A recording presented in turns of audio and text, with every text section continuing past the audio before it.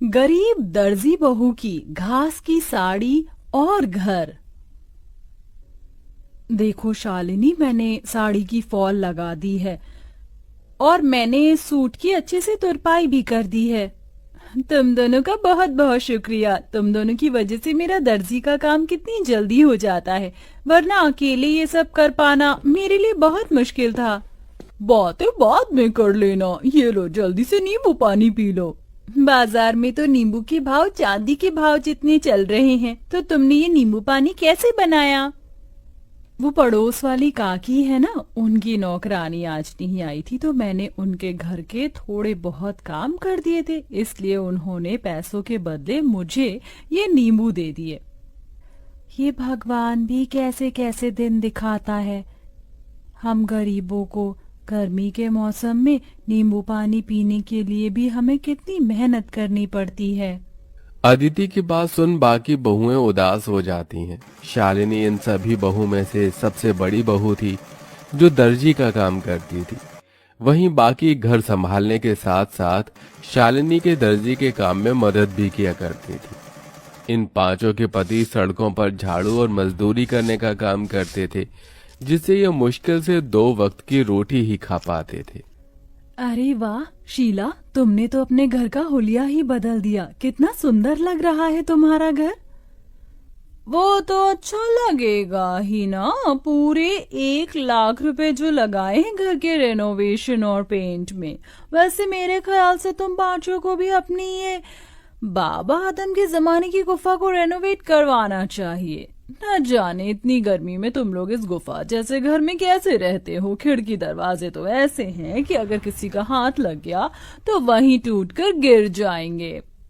पांचों बहू की घर की बेइज्जती करके घमंड दिखाते हुए शीला अपने घर के अंदर चली जाती है। अपने घर की इतनी बेइज्जती होता देख पांचों बहुओं को ही काफी दुख होता है। अरे बाप रे बाप, ऐसा लग रहा है कि धरती लोक पर नहीं बल्कि सूर्य ग्रह पर पहुंच गया हूँ। कितनी गर्मी है।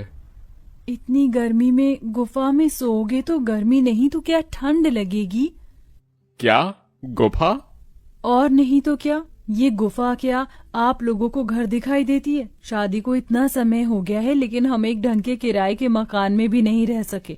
कभी कभी तो लगता है इस गुफा जैसे घर को छोड़कर जंगलों में चले जाऊं और वहीं रहूं।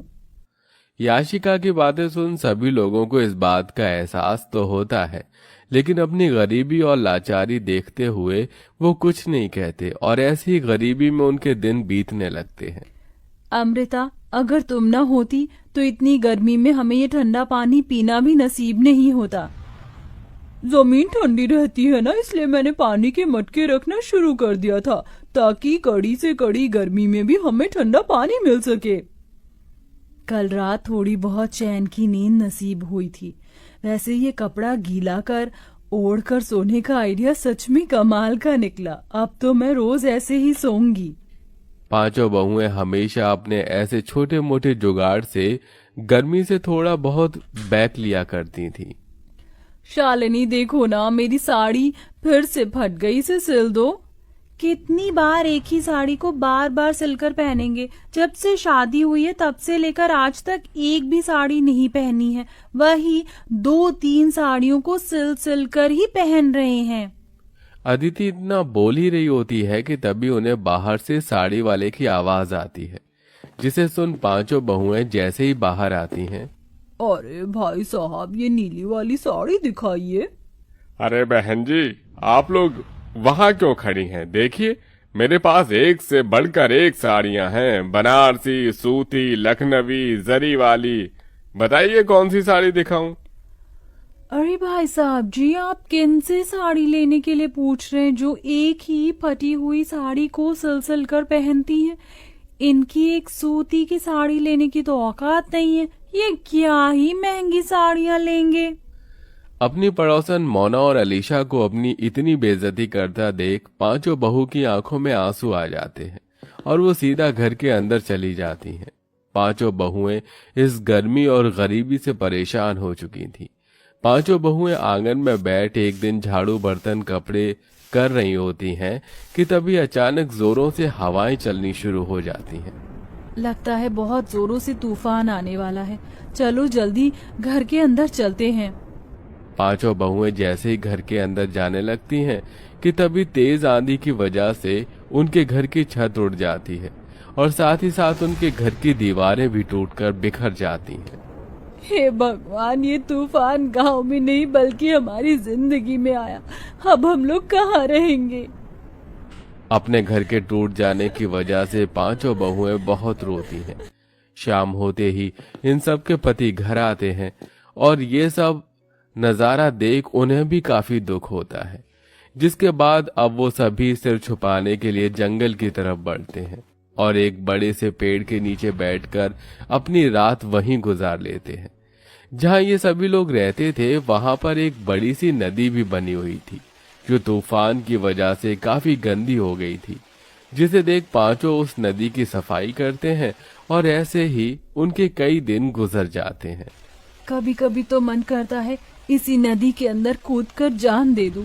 कम से कम इन चीजों से छुटकारा तो मिलेगा। अमृता, ये तुम कैसी बातें कर रही हो? जिंदगी का तो नाम ही संघर्ष है। हम लोग ऐसे हार नहीं मान सकते। शालिनी की बात सुन नदी किनारे बैठी सभी बहुओं की आंखों में आंसू आते हैं। तभी उनके आंसू नदी के अंदर जा गिरते हैं। उनके आंसू जैसे ही नदी के अंदर जाते हैं तो नदी के अंदर एक सुनहरी रोशनी चमकती है और देखते ही देखते उनके सामने नदी की रानी बाहर आती है। कौन हो तुम? मेरा नाम नंदिनी है और मैं इस नदी की रानी हूँ। तुम पांचों ने मेरी नदी को साफ किया, यहाँ आसपास सफाई रखी और आज तुम लोग बैठकर ऐसे रो रहे हो। बताओ, तुम लोग क्यों रो रहे हो? उस रानी की बात सुन सारी बहुएं उसे सारी बात बताती हैं, जिसे सुन वो रानी पांचों बहू को अपने साथ नदी के अंदर ले जाती है। उस नदी के अंदर की जमीन, मछली घर, सब कुछ घास का बना हुआ था। ये सब देख पांचों बहुएं बहुत हैरान होती हैं। ये सब हकीकत है या कोई सपना? ये सपना नहीं, हकीकत है। ये घास जादुई घास है, जिसकी मदद से तुम लोग कुछ भी बना सकते हो और वो चीज बिल्कुल असली चीज की तरह ही काम करेगी। तुम लोग चाहो तो यहाँ से ढेर सारी जादुई घास ले जा सकते हो। नदी की रानी, आपका बहुत बहुत। पांचों बहुएं उस जादुई नदी के अंदर से ढेर सारी जादुई घास लेकर आती हैं और सबसे पहले उन जादुई घास से अपना घर बनाने लगती हैं। क्या इस घास से हम लोगों का घर बन पाएगा? ये मामूली नहीं जादुई घास है। नदी की रानी ने कहा था कि इस घास से बनी हुई सभी चीज असली चीजों की तरह ही काम करती है। क्या पता ये घास का घर भी हमारा असली घर हो। पांचों बहुएं कुछ घंटे के अंदर एक बहुत बड़ा सा घास का घर तैयार कर देती हैं, जिसमें वो पांचों अलग अलग कमरे भी बनाती हैं। साथ ही साथ वो बाथरूम और रसोई घर भी बनाती हैं, जिसमें घास का चूल्हा, घास के बर्तन और कमरों में घास का पलंग, कुर्सी। जादुई घास होने की वजह से सारी चीज असली चीजों की तरह बिल्कुल मजबूत हो चुकी थी। मुझे तो यकीन ही नहीं हो रहा कि हम लोग अपने घर के अंदर खड़े हैं, वो भी एक ऐसा घर जो असली घर से भी ज्यादा मजबूत और अच्छा हो। अब तो हम यहाँ आराम से रहेंगे। जादुई घास होने की वजह से हमारा ये घास का घर भी कितना ठंडा है। अब तो यहाँ हमें बिल्कुल भी गर्मी नहीं लगेगी।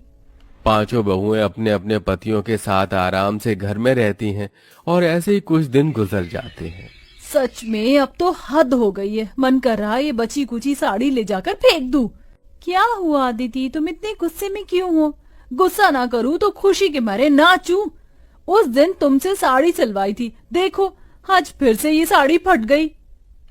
अदिति की बात सुन शालिनी के मन में एक ख्याल आता है, जिसके बाद शालिनी दोबारा उस जादुई नदी के अंदर जाती है और वहां से ढेर सारी जादुई घास लेकर आती है और अपनी सिलाई मशीन पर बैठकर कुछ घंटे के अंदर ही घास की बनी हुई 5 साड़ियां तैयार कर देती है।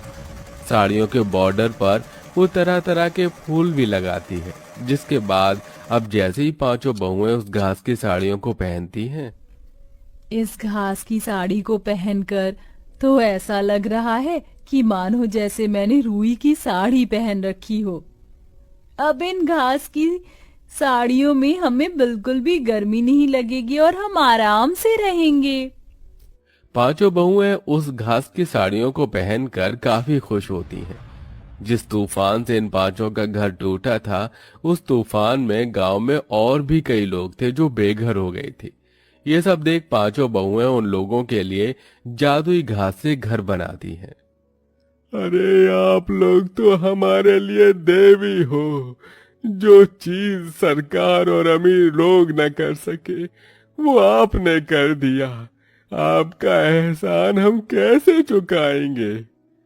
जादुई घास के घर बनाने के साथ साथ पांचों बहुएं गरीब औरतों के लिए घास की साड़ियां भी बनाती हैं, जिन्हें वो काफी सस्ते दामों में बेचती हैं। बरसों से सपना था कि सूती की साड़ी लूंगी, लेकिन हमेशा पैसों की कमी की वजह से ना ले सकी। लेकिन आज आपकी वजह से मैं रुई जैसी मुलायम साड़ी पहन सकूंगी। आपका बहुत बहुत शुक्रिया। जरूरतमंदों की मदद कर पांचों बहू काफी खुश थीं। वो घास की साड़ी बेचकर थोड़े बहुत पैसे भी कमा लिए थे, जिनको अब वो बुटीक में लगाती हैं और बुटीक खोलती हैं। घास की तरह तरह की ड्रेस बनाकर बेचती हैं और अब उन सब के पति अपना खुद का काम शुरू कर देते हैं, जिससे अब धीरे धीरे उनकी जिंदगी सही राह पर आने लगती है।